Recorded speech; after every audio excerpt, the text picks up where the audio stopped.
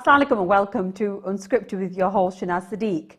Pakistan's imports, exports, trade and investment is an exciting time to be involved in, according to the World Bank. And in particular, Pakistan is said to be an emerging and young and growing population of over around 200 million, according to the World Bank.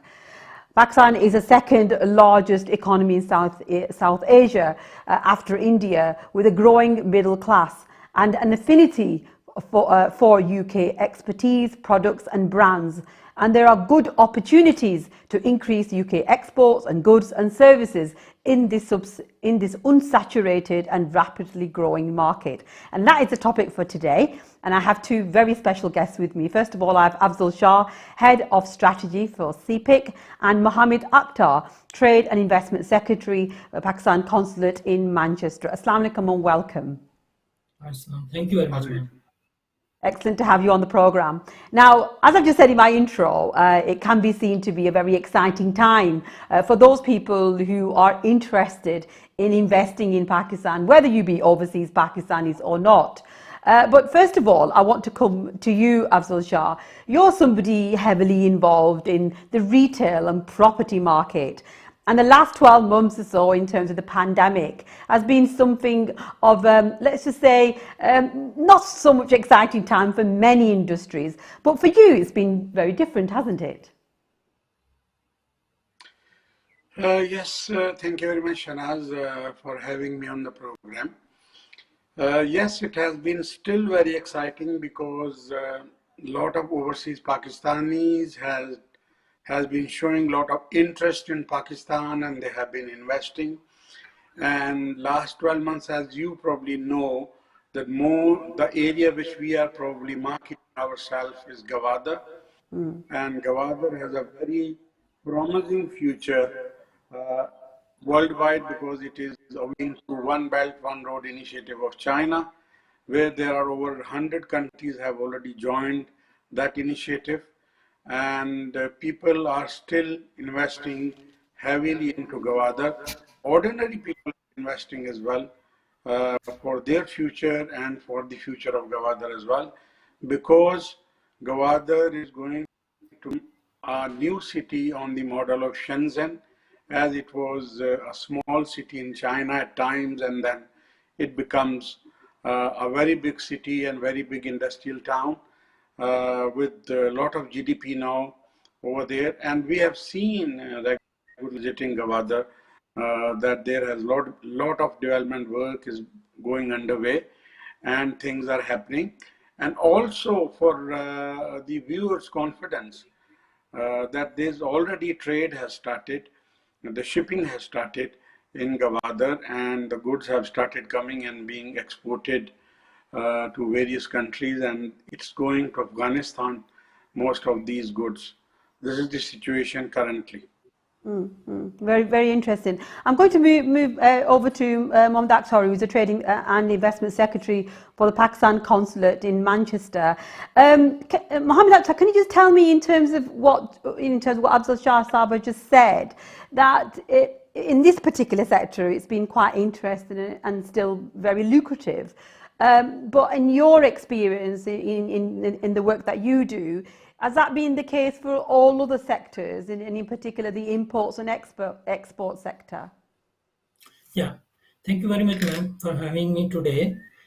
You see, the UK is a very important trading partner of Pakistan. It's the third largest export market for Pakistani goods and the services.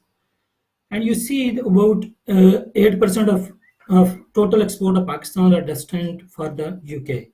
And similarly, if we look that Pakistan had always been in surplus in terms of the exports and the imports. Exports are about 1.6 to 1.7 billion dollar, and the imports are about 600 to 7 million dollar throughout the year. And fortunately, we have always been in the surplus. As far as you see, during the COVID, even during the COVID pandemic, when the UK, you would have seen that UK had been in lockdown in most of the month during last year. But despite that, Pakistan exports to the UK increased by 23%. And you see, this is the trust of the importer, the UK importers have on Pakistani exporters and the manufacturers. They have shown during the pandemic. That's why the exports increased by 23%. Whereas compared to our competitor here, Bangladesh and the India and the China, their exports decreased, whereas the Pakistani exports increased.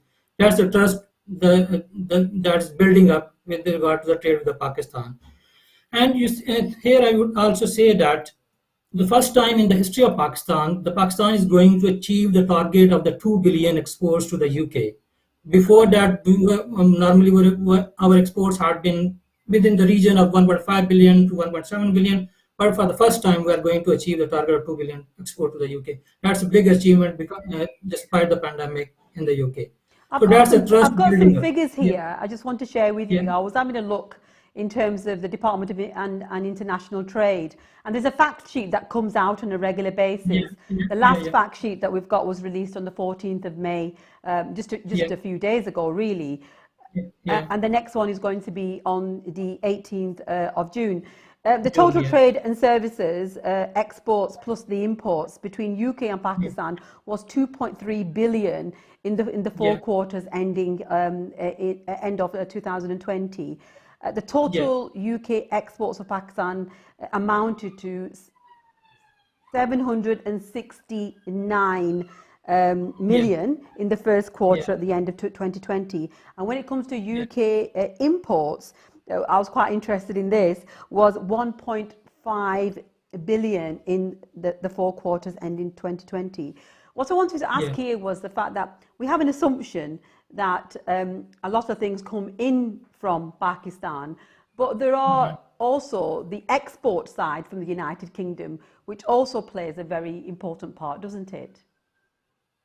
Yeah, if you look at the composition of the exports and the imports of Pakistan and the UK, the major products which Pakistan is exporting is the textile. That's having the major share in the exports of Pakistan to the UK. It's about having 70% share in overall exports. The rest of the products which Pakistan is exporting to the UK includes the fruits and vegetables. The major is the mango, which is about 20 million export we have with the UK, and you will see the mango, but we have having different issues because of the, you see, Pakistan has been placed in the red list, and there are less number of flights to export the mango from Pakistan to the UK. And similarly, we have sports goods, surgical goods, we have footwear. But if we look at the export basket of the UK, the major export they are having with the Pakistan is actually the scrap, the metal scrap they are exporting to Pakistan. And then they have some pharma products and the chemicals. So these are the major products they are exporting to Pakistan. It's around, the figures that I have here, for metals, ores and scraps, that's 255.6 million, or around 51.1% of all UK goods exported to Pakistan. It's quite a substantial amount, isn't it? And then we go on to other chemicals, dispensing, even medicines and pharmaceuticals. Clothing, as you said, and textiles, even cereals and other vegetables and fruit. But in terms of the top ones where you deal with, I mean, being Pakistan consulate, where do you fit in all of this? I mean, I think this will be quite good information for our viewers. Being Secretary to in that particular area for trade and investment, where do you fit in this jigsaw? As far as I am concerned, because I am the representative of the Ministry of Commerce here in Manchester Consulate, I'm dealing with every product and the investment as well as with the tourism. My responsibility, my job description is to promote the trade, investment, and the tourism. So my responsibility here is whoever wants to do the business with Pakistan, either he's a trader or he's an investor or he's a tourist or operator. So my duty is to connect him with his reliable partner in Pakistan, whether he is looking for investment, to have a JV, joint venture with any Pakistani in Pakistan. So my responsibility is to connect him with that reliable partner in Pakistan. So for me, no product is, I deal with every product. No product is different for me. Yeah, I think that is a very, very crucial information. And I want to move back to Afzal Shah here. When it comes to connecting, let's move, in terms of let's move that conversation on, connecting the trader or the business person or the individual to industry, and in particular, let's look at yours in terms of property, retail. one of the things that we find, and I'm sure Mohammed Akhtar will agree with me, when it comes to the challenges and property and retail, I think if you look at the top 5, it's going to hit number 1 when it comes to the challenges, people's own apprehensions, and probably in terms of complaints and problems that people have. They're all property related, aren't they, Afzal? So how do we connect people to the right people? Actually, this is one of the concerns which most of the customers have in their mind. And it's a very genuine concern. They buy a property and then they end up losing their money, or somebody else occupied their land or property or a house. Well, before I go to answer that, I just want to add few things for our people. That the basis of any economy, when they want to run an economy, normally is a construction industry. For the last about 6, 7, 8 months or 10 months, I would say, the construction industry is not increasing, it's booming, right? The cement, the goods and everything, because if the construction is happening, all the other wheels of the economies also start coming in, and they also start producing their goods.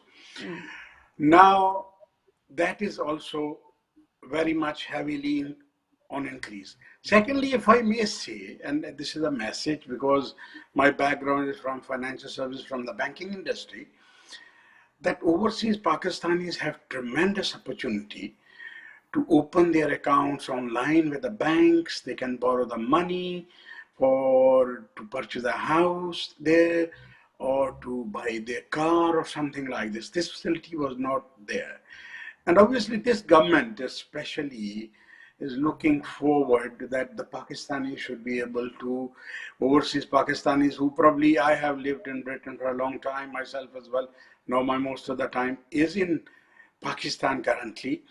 But you know, the feel which we have for our country, the heart which we have for our country, Pakistan, is much more, probably I would say, that anybody else could have. Probably we are more Pakistanis than anybody else call himself a Pakistani. Though we live abroad, we have all our interests there and everything. Now, to protect overseas Pakistanis, their interest in terms of their investment in Pakistan, particularly in property, there are few things they have to look for. Number one, if they are going to buy something in Pakistan, they got to look into this, that is this scheme has been approved by the authority who gives the NOC. So you got to see that do they have an NOC, and check the number on the website, go to the relevant authority. Say for example, if you are buying a property in Islamabad, then you have to go and look for Capital Development Authority NOC. If you are buying it in Gwadar, you have to look it for Gwadar NOC, because these things are available. If it's Lahore, you have to look for that. Then you have to go for a gated community investment, because then the society is responsible. Nobody can come and occupy your land or occupy your property, even if you are not there. Where is this information available? I mean, I was looking at some of the websites, and there is substantial information available from the Department of International Trade, the Pakistan, there's information available through the Pakistan consulate in terms of the international trade. But in particular sectors, do people need to look at the wider picture, or do they need to look at a sector specific? No, I think, well, you know, if anybody is investing, first of all, they look into the overall economy of the country, how it is performing. If you see, say for example, because one of the investment which is heavily coming into Pakistan is through the property business, right? The construction business or the property business. People are buying plots, people are buying houses, people are buying lands and everything. So this is one of the prime investment which is coming into Pakistan. And for that particular thing, you have to make sure that you are going with the right player and everything is happening for you accordingly. The economy is booming. So, you know, they as I told you, that even in the COVID times for the last 1.5 years, our figures are very high. People are still investing with us in Pakistan. So people have the confidence in this government, in this economy, and they are investing in Pakistan. And we encourage people to do it because this is their own home, this is their homeland. You know, they can probably relate themselves. They can, if their children have a financial interest in Pakistan, they will relate themselves to Pakistan on the same time. Obviously, the Pakistan will progress, they will progress, and Pakistan is a developing economy. Shanaz, you have to see the property prices in Britain are very static. The property price in any developing world grows with a certain percentage, 1%, 2%, or sometimes they're static. But the property prices in Pakistan grow like anything.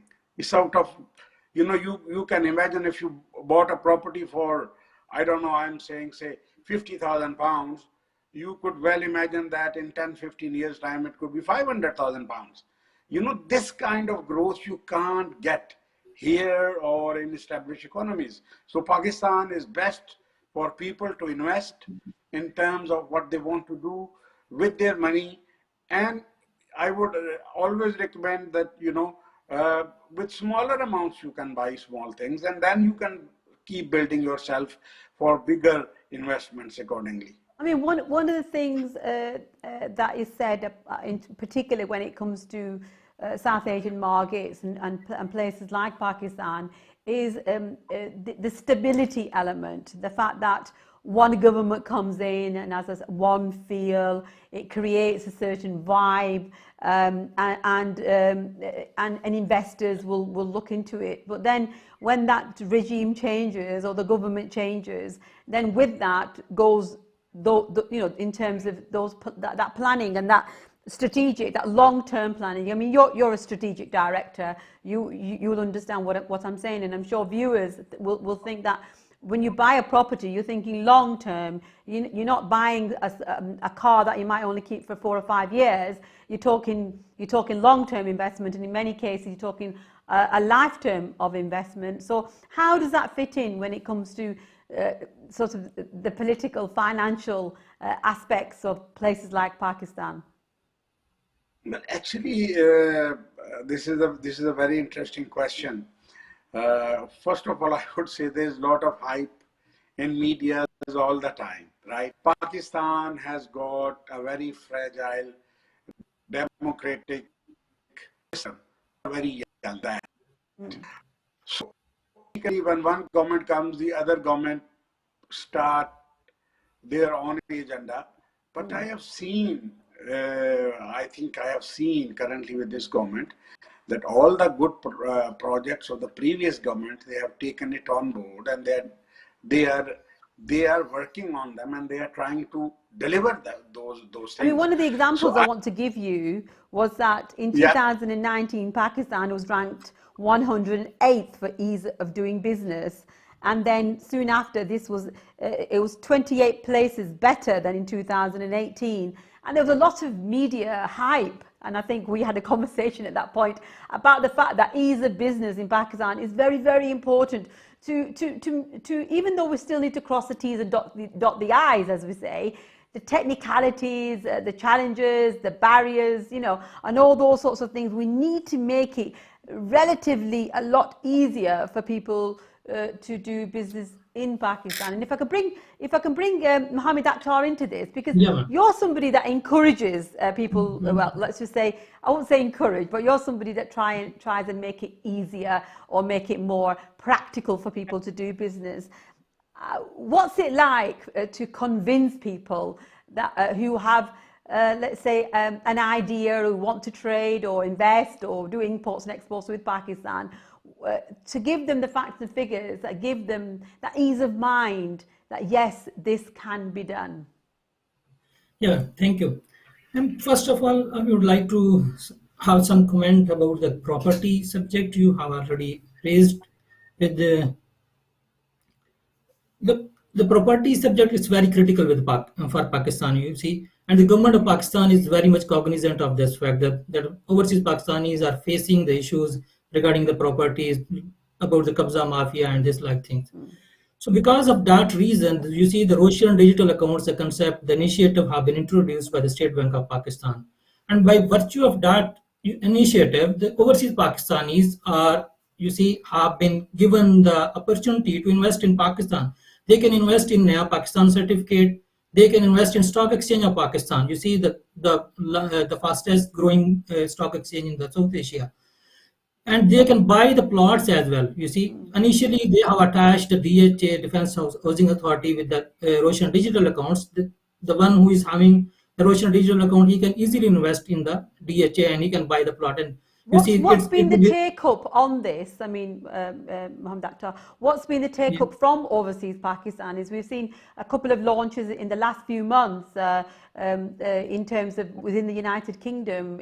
I heard there was some seminars within Birmingham and other areas where they're actually introducing these Russian digital accounts, online banking, direct investment and loans. That we've referred to, people like Sahibzada Amir Jangir, who's a spokesperson for trade and investment here in the United Kingdom for the Prime Minister. He himself has launched some of those initiatives. What's been the feeling, if I may say so, from the general public about these kinds of, let's say, opportunities for people to make it more accessible? Yeah, ma'am, the feeling is very positive about these initiatives taken by the government of Pakistan. You see, so far more than 100,000 accounts of the Russian digital accounts have been opened, and more than $1 billion have been transferred to the Pakistan because through these Russian digital accounts. And people are very happy with these accounts because you see, here in the UK, if you deposit the money in the bank, you don't get the profit. And by investing in the Naya Pakistan certificate, you can get the profit of 5 to 7% annually. So it's good opportunity. Do you still think that there is too much red tape involved in terms of the ID checks, the security, the question that they ask? And obviously we've got this issue of money laundering and people in terms of where their money has come from. You know, are they using their benefits to buy, you know, grand properties abroad? There's all those skepticism, isn't there? And still many challenges. No, ma'am, I don't think this process is very simple. You see, it's a presence-less process, and they have just jotted down some kind of information what they required. So I have myself opened this account, and it took about, you see, less than 1 hour, and I started receiving calls from the bank in which I applied for the opening of this account. They sorted everything. So I don't think the process is very difficult, and there is no red tape involved at all. If I can just move back to Afzal Shah. I mean, we've heard you yourself mentioned the accounts. Afzal Shah, how you deal with property? You obviously deal with investment. You deal with retail. Do people need to have these kinds of facilities? And if they have, do you yourself, as somebody who's involved in this sector, believe that it's people feel that it's secure, or have we got some mileage in convincing people yet?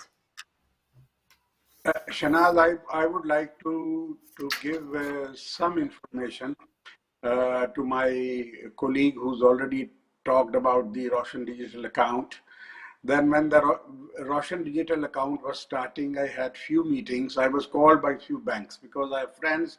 I worked as executive vice president in the bank as well. So I was called and we had some meetings. And on those meetings, the concern of, well, the bank's interest was that the people who are living abroad, and this is a very good news, which probably is for the overseas Pakistanis, that with the minimum proof for income, they could probably borrow money to buy a property in Pakistan as well, you know. So this has happened because of this account, because this is a step further onto that, right? Over 100,000 accounts have already opened. It's a very short time span in this particular initiative, and it's going to increase, and people are going to do this. The question which you asked before on this was that why there are so many questions are being asked. If you compare this, if you go and open an account in UK And if you compare the opening account on Roshan Digital, it's probably, there's no comparison. Opening account on Roshan Digital is still so easy. AML is Pakistan's international commitment, because Pakistan is a part of the international international countries and everything. So Pakistan is a part of AML. Pakistan has a proper banking system. So you can't avoid it. It's not a hindrance. It's basically, you know, obviously anti-money laundering is no good for any country. It's no good for people. It's no good for nobody really. So that's why it is there. It's here to help and nothing else. Now, what was your question? Now ask me the question. Well, I think you've answered quite a bit. But one of the things I wanted to, just on that note, I mean, it's all wonderful having ease of banking and the opportunities to be able to do online and having that security and that sense of feeling that everything's going to be secure and that you're not going to lose your money. But there is an element of, let's just say, responsibility in that as well, isn't there? By making it easier, are we opening people up to invest in a dream that they can't afford? Well, I think this is very much an individual decision if they want to invest. It's not like this. People who are living in West, they are very responsible people in terms of probably the people living in Pakistan in terms of making their own payments. If they are borrowing money, where does the scrutiny come in? I'm sure you know, you spent a lot of time in the United Kingdom. You've traveled a lot. You're somebody who's from that background. And when I speak to financial advisors, mortgage advisors, people involved in the financial market within the United Kingdom, and I don't know too much about Pakistan, that's why I'm asking the question, that you go through all the incomings, the outgoings, you work out your income, you look at what in terms of what the surplus is and affordability. How do people get that kind of advice when they're applying for loans from Pakistan and they have family members there? Maybe they want to buy them a car, they want to buy them property, or they're thinking about their own children and their own future. Where does that scrutiny and sense of responsibility, shared responsibility, come in? Well, you know, this this assessment is very important, and obviously the banks are also making the assessments in Pakistan as well. But the banks are very confident of overseas Pakistanis because they believe in them and they know that these Pakistanis are going to buy a property and they are going to buy this property to retain it and to keep it and to make the payments.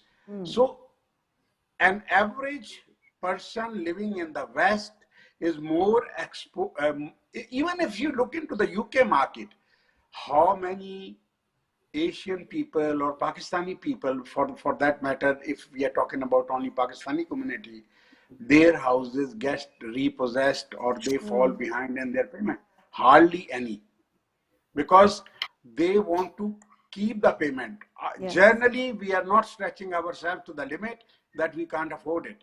It's a very rare, it's the safest community where you can lend the money and you are sure you will get it back. The banks are very confident. So for overseas Pakistanis, the banks are very confident, and this is what I told them. I said, if you go and lend the money to overseas Pakistanis, you are not going to find them that they will lag in their payments at all. So they are very happy, and it's, I think, win-win situation for all the parties, for the overseas Pakistanis and for the banks in Pakistan as well. I want to come back to Mohammed Akhtar. I mean, looking at trade and investment, you're a trade investment secretary for the Pakistan Council. How many of you are there? How many Mohammed Akhtars are there in the United Kingdom?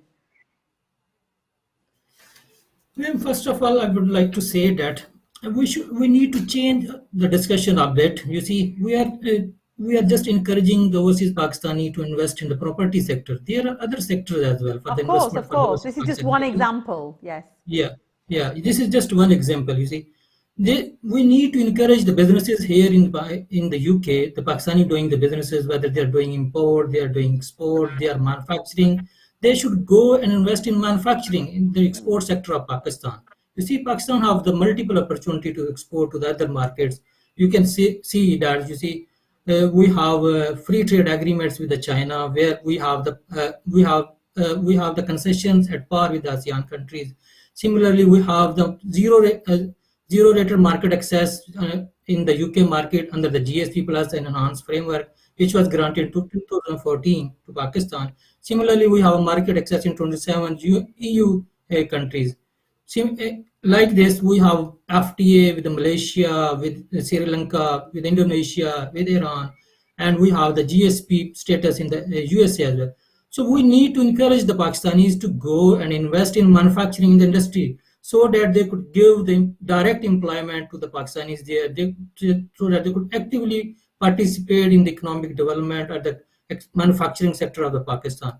So I think we need to just a bit change. We need to change the discussion a bit. You see, for the overseas Pakistanis, and that the property is not the sector only where they can invest. They can I mean, invest in today other we're sectors. using it as an example because I know that Yeah. property is something that's on the mind. But quite rightly, you being somebody who's giving advice on a wide range of goods and services. But how many of you are there in the United Kingdom? You're based in Manchester. So if somebody was living in Birmingham, because the reason I ask this, Mohammed Akhtar, is because I was looking at the data that we have by geography in the United Kingdom. And London has the highest percentage of in terms of trade that is going on with Pakistan. Then we've got the southeast, followed by the northwest, where you are, and then by East Midlands and West Midlands. So if somebody's in London or somebody's in Birmingham, is there a person like you that they can go to for advice and learning about the technicalities? Yeah, ma'am, and we are two persons dealing with the trade and investment here in the UK. One is based in London. He is Mr. Shafiq Shahzad. He is Trade and Investment Minister there. And he is looking, you see, we have been given the area to look after about the trade and investment. He deals from London to the Stoke-on-Trent. And from the Stoke-on-Trent to onward to the north, I deal with all the issues related to trade and investment. Yeah. So my next question to you, because quite rightly you mentioned that we've focused a little bit on property. So if I was a potential investor, or I knew somebody that had some investment to do, and let's say they had in the region of 50, 60,000 pounds, maybe they sold the property and they're looking to invest, where would I start? What should I do in terms of thinking about investing in Pakistan? The easiest way, if you have 50 to 60,000 pound in hand, the easiest way is that you should start trading with the Pakistani. You see, the easiest way is to start importing the home textile from Pakistan, the textile goods, you see.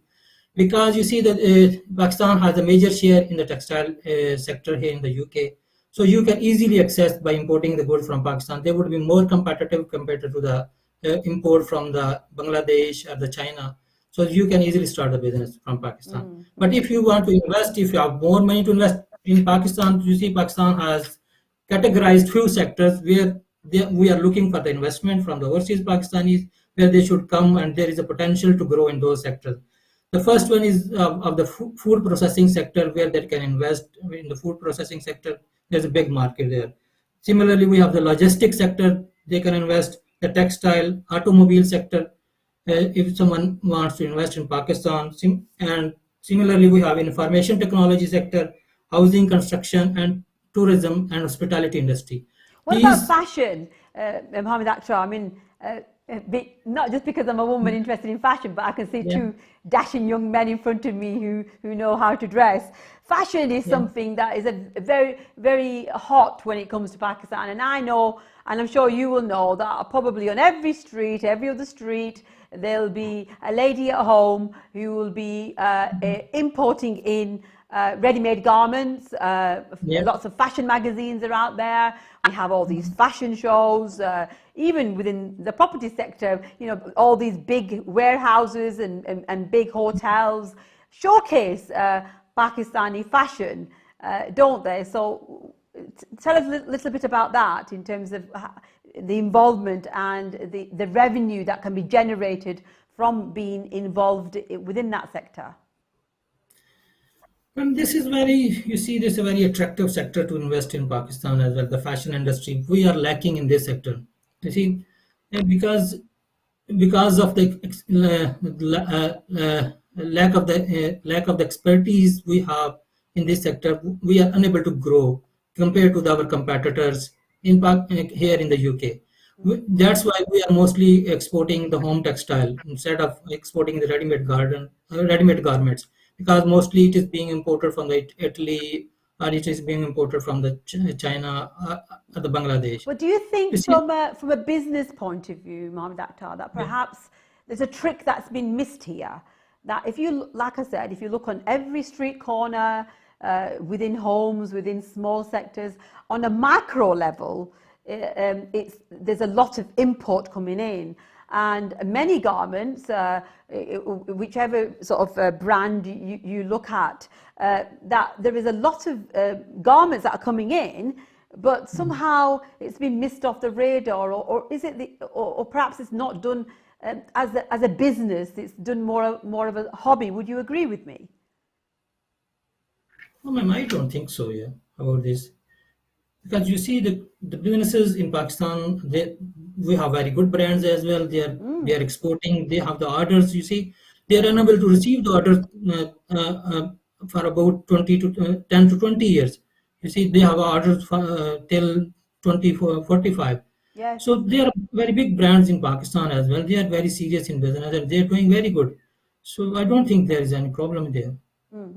If I want to move on to Afzal Shahir, no, I don't want to particularly focus on fashion, but quite rightly we need to be looking at the wider picture. When you speak to business people out there, and of course you will come across them looking at investment opportunities, do you believe that there are missed opportunities for people to look at business with Pakistan in a serious way? And perhaps we're still not understanding the fact that there are so many opportunities, just as Mohammed Akhtar said, in terms of the digital accounts, the loans, in terms of generally in Pakistan, the ease of business, and in particular, United Kingdom, the language of business in Pakistan is English, isn't it? That's correct. That's correct. And I would like to add one thing here, that one of the probably biggest opportunities which I feel has been missed is that Pakistan is a very good place for people to visit, actually, the tourism. And when you mention this 40 to 50,000 pounds somebody has, I think if somebody has that and he wants to generate good income, he can organize these tours to Pakistan for the community here and also for our host community. They can also go and visit this. Pakistan has been one of the favorite countries not to visit. I don't know. I don't remember off the hand, but I think it was about 10th or 12th best country to visit because of our culture, because of our land and everything. But there are a lot of opportunities. You've got culture, you've got food, you've got places to visit. It has the four seasons, Pakistan. You've got the skiing resorts together with the beautiful deserts, and then you've got the urban, the rural. I mean, it's just the mountains. I mean, it's endless, isn't it, in terms of those particular opportunities?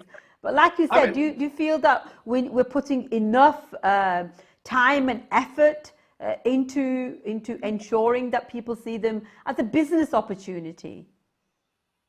I think we feel that overseas Pakistanis can work on this particular sector as well. And I have seen few Pakistanis who have opened up these kind of business, and I know people personally. They are doing very well in the country, and there are a lot of people who have started pouring in from abroad as well. So, but if, say for example, I'm living in UK, it's very easy for me to organize a trip going to Pakistan. for people living here and people maybe from America or from anywhere. So which I seriously lack, that people are not investing. Also, people are not investing into software development business in Pakistan, which Pakistan is doing very well currently, right? You know probably because better than me that Pakistan increased, rather I think they have doubled their export in software business, which they export worldwide now, right? So Pakistan has in terms of that. So people should invest into that. And also, you know, that there is also a big room if our brands they export the garments to Pakistan and to UK and to other countries as well, they can also do very well. Because currently, I think the biggest issue we face currently, or our industry face currently, is the high prices of electricity. This is probably which is keeping our garment industry behind in many ways. So I mean, I was looking at the opportunities for British businesses to benefit with integrating Pakistani firms and looking at the supply chains that you refer to, and expanding and looking at diversity. And the top important sectors for UK businesses in Pakistan include professional services, energy, the infrastructure, healthcare, education, defence, security, consumer goods. Excuse me, a wide range there, isn't there? So it's not just one particular area. There's a huge range of opportunities there. Yeah, Akhtar Saab also mentioned about investing into Pakistan Stock Exchange, because that is also a big opportunity for people living abroad if they want to really participate in the growth of the economy and in terms of getting their best returns on their investments. This is a tremendous opportunity in Pakistan. Pakistan stock market is the fastest growing market in Asia as well, and on the same time it has always been growing. As you asked me a question before, that one government moves, the other government comes in, but the stock market has been performing very, very nice throughout all these periods. We have done very well. If you see worldwide graphs as well, the Pakistan stock market has been always having upward trends. So this is also a big opportunity. Pakistan is a big consumer economy. Every field is open for people. The people living here in Britain, they have certain knowledge, they have certain skills. They can go back to Pakistan and they can do tremendous there. People can build hotels there. You know, why can't they build hotels? They have the money. They've been doing things here. People can go back. They can take, I don't know, probably good chains from here, like food chains or brands or anything like this. You know, still there's a large there are demand of many opportunities from what you're saying. I want to come back to Mohammed Akhtar, and I want to ask the question. What is it that you have done or you're hoping to do in terms of giving that information to people, so that anybody who's interested, have you done any seminars or any sort of in terms of reports or any information giving? What's happening there in terms of from the Pakistan consulate? Yeah, ma'am. To promote the trade, investment, and the tourism, you see, we even during the pandemic, we had, you see, it was difficult to physically interact with the people. Yes, of course. But we tried our best to interact, and we had been interacting with the people physically as well. And besides that, we arranged the webinars. You see, the product-specific webinars for the businesses here, for the importers, for the exporters, and then we arranged the webinar on the tourism promotion as well. In that tourism promotion seminar, we apprised the tourist operator here in the UK about the tourism potential or the opportunity in Pakistan. In that webinar, we had the Secretary Tourism from KPK, from Gilgit-Baltistan, and we have the MD Tourism Promotion Department of Pakistan. And who are these webinars for?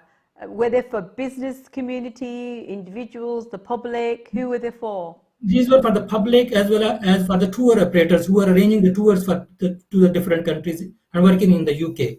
And we have the tour operators from the Pakistan as well, so that we could connect them to have a B2B meeting with them, so that they could arrange the tour. And then afterwards, we arranged a tour to Pakistan as well. And the guy from the Bradford, he took a tourist of 20 delegates from here to the Pakistan, and he took them to the Gilgit-Baltistan as well as to the Naran Kagan area, and we had a very good feedback from there. So we had been doing these type of webinar for the information of the importer and exporter.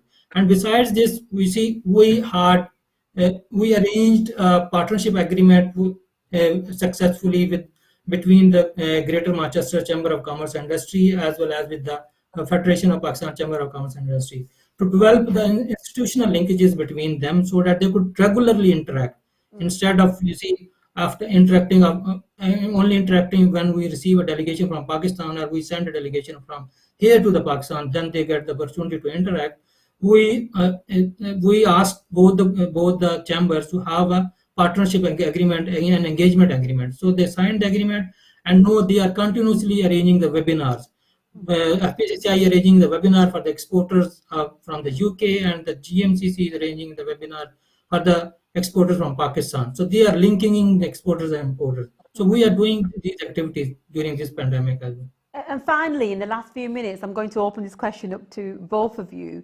Is it necessary for you to be Pakistani to be an investor in Pakistan, or are we looking at the wider picture of the United Kingdom? Afzal Shah is smiling because it is something that does make me think that we talk about overseas Pakistanis, and of course Imran Khan as Prime Minister, he says the backbone of Pakistan is overseas, Pakistani diaspora, but again, we're a minority in this country. So I ask the question again, I'll put it in context for you now. Is it necessary for you to be Pakistani to be investing in Pakistan? Both of you, please do come in. I think if you are asking me, Akhtar Saab has very vast knowledge because he is in that profession. I think there is no restriction in investing in Pakistan. We welcome anybody investing in Pakistan. Pakistanis could make the syndicates here where they could have the money, and they could have the other partners from the host community as well, and they can invest in Pakistan. Believe you me, I want to give a message to everyone from here that Pakistan is booming. Let's invest in Pakistan and increase your profitability, increase your return on your investments. Pakistan is fantastic. Pakistan is changing. Pakistan has, and it's booming. Simply, I will say this.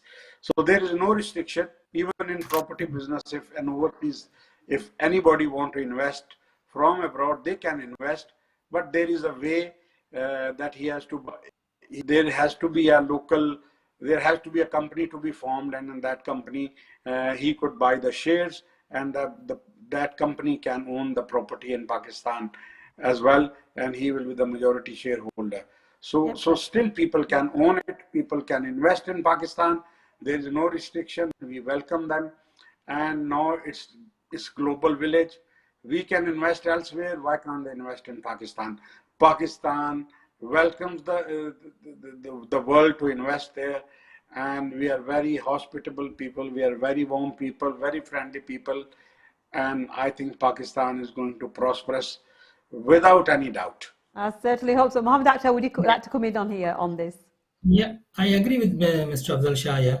There's no restriction on investing in Pakistan, whether someone is Pakistani or someone is non-Pakistani or from the UK national, so they can invest in Pakistan. But you see, why we are looking towards overseas Pakistani, because you are as the Prime Minister said, you are the greatest asset for the Pakistan. And you see, we come here for 3 to 4 years, we stay here and we work for the promotion of the trade and investment. But actually, the overseas Pakistani, you are the ambassador of Pakistan. If you start investing in Pakistan, you see, the UK, the English people, they will get the message. You see, the Pakistanis, they are investing in Pakistan. It means they are getting profit. So they would get linked up with you, and you can link up with them. You can encourage them. Okay, let's go to Pakistan and start investing in Pakistan. So that's why you are more important for us compared to the English company. But we are encouraging both of them. But if you start doing this, then you will make our job easy a bit, and Pakistan would start prospering. Otherwise, there's immense opportunity of investment in Pakistan or doing business in Pakistan. if you see, my message to the overseas Pakistani here would be, if someone is doing the business, he should start investing in Pakistan. If someone is doing, let's suppose, importing textile and importing some other product, some food product, they should go and invest Pakistan and manufacture that product there in Pakistan, then start importing to the UK.